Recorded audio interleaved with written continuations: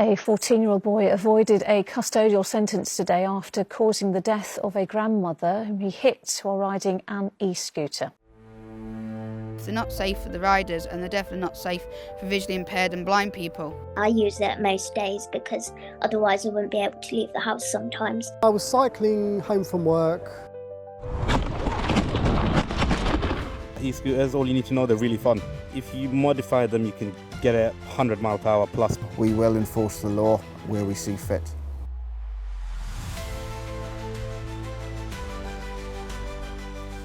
Love them or hate them, e-scooters are everywhere.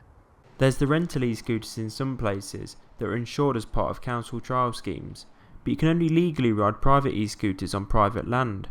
So everyone you see riding one on public roads and pavements is breaking the law, even though they're legal to buy in different shops. They're illegal to ride because they're classed as motor vehicles, but with no way to insure them. Possible punishments range from a warning to 6 points on your driving licence. These points can be passed on to your parents or a future ghost licence if you don't currently drive. In this film, I'll be investigating why e-scooters are legal to buy but illegal to use, who this is impacting most, and whether they really are a menace to our society.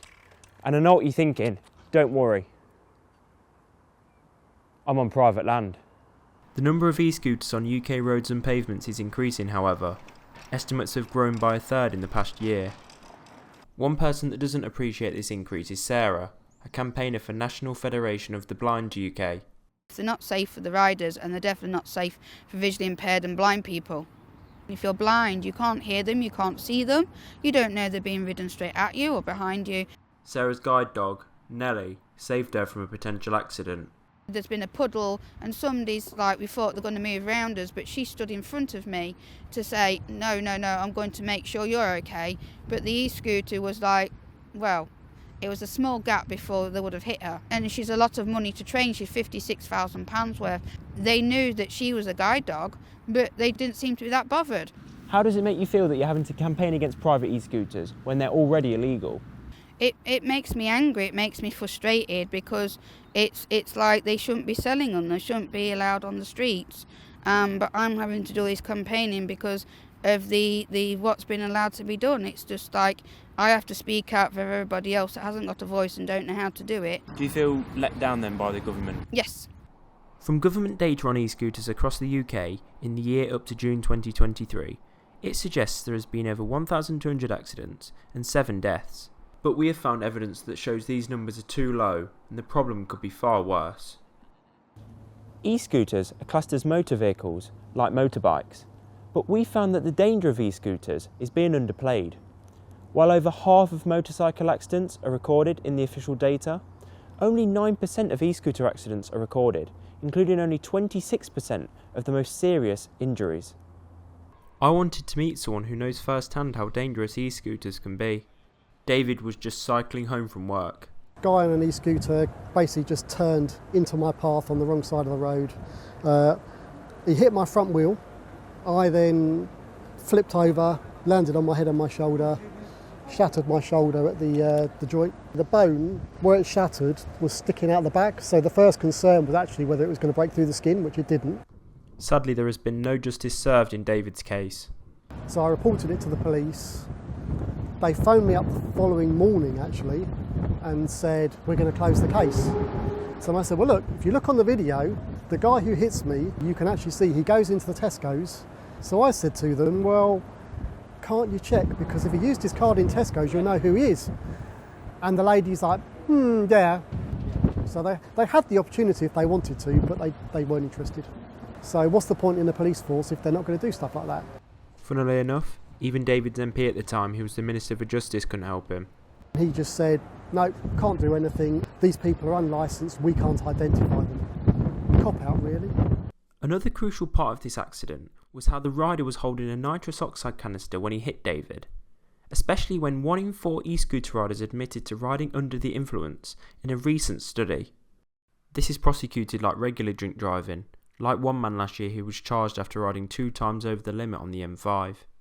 In David's case though, I'm assuming he was a drug dealer or something. Yeah. But honestly, I don't know. I mean, he did speak and he's just like, sorry brother, I didn't see you, I tried to brake, but you can actually see on the video he can't brake because he's holding the laughing gas, so he didn't brake. After interviewing David, there's one thing that stands out which needs further investigating. Do the police even care about e-scooters? After 33 out of the 45 UK police forces responded to my request for information, I can exclusively reveal their action against e-scooters. From 2021 through to April 2024, 5,540 e-scooters have been seized by the 33 police forces, an average of 168 for each police force. That only equates to 4 e-scooters seized a month. It feels like a postcode lottery of enforcement, with numbers ranging from the highs of Merseyside Police to the lows of West Mercia, with Leicestershire Police seizing 161 in this 3-year period. While data tells us part of the story, I've come to meet Baz at his police station in Leicester. We have specific operations called Op Pedal Fast.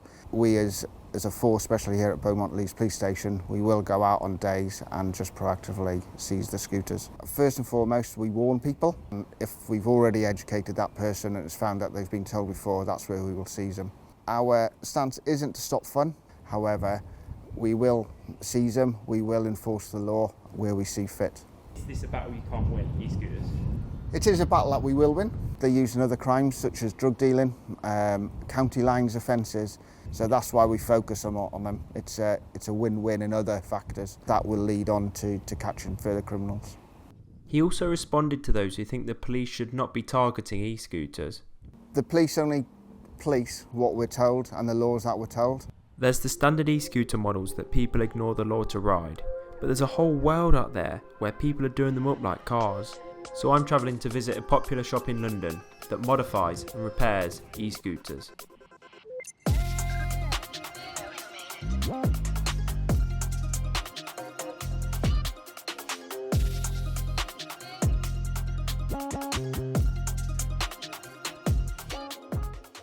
E-Scooter Vlogs, who promotes for the shop on TikTok, spoke to me about his e-scooter. This one goes 60 miles per hour, so it is quite fast, and it reaches that in around 10 seconds. So yeah, it's quite powerful, this one. If you modify them, you can get it 100 mile per hour plus, but I'll be honest, these frames, they don't support going over 80, 90 miles per hour. Other than that, e-scooters, all you need to know, they're really fun. They're really, really fun. He also thinks the current e-scooter law is nonsense. It's the fact that they're selling it to you and making it accessible to ride on the road, and then they can fine you, and the justice system in terms of that is silly. The potential of police enforcement doesn't seem to bother him though. We don't really care. I'm talking on behalf of most e-scooter riders. But me personally, every officer I've spoken to, they've said, we can see you guys are just having fun riding about. They can see we've got the gear on, so they know we're not up to no good and whatnot. But other than that, I think if they're bored, they'll come after you. Because there are a few times where they've come after, like, my friends and whatnot. But that's just how it is. You're risking it when you're leaving your house with one of these, so. E-Scooter Vlogs also has a message for those who think e-scooters are a menace. Honestly, try it before you knock it, because you never know.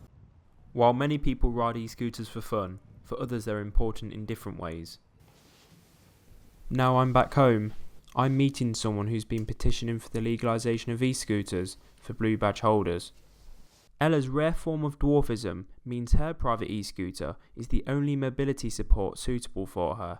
I use it most days because otherwise I wouldn't be able to leave the house sometimes, because it really does help with my mobility. So I just have to risk using it, but I shouldn't have to go through that risk. But lots of people I've been in contact, they've had the police stopping them and warning them, and some of them have actually been prosecuted and points on their licence. Ella compares her private e-scooter to local rental ones. The handlebars are taller than me, so in theory I could hire one, but I wouldn't be able to use it safely. So the higher ones are legal, and yet my privately owned one that's just a bit smaller is illegal. The lines are very blurred in that area. And I'm wondering how long before the lines become clearer with e-scooters.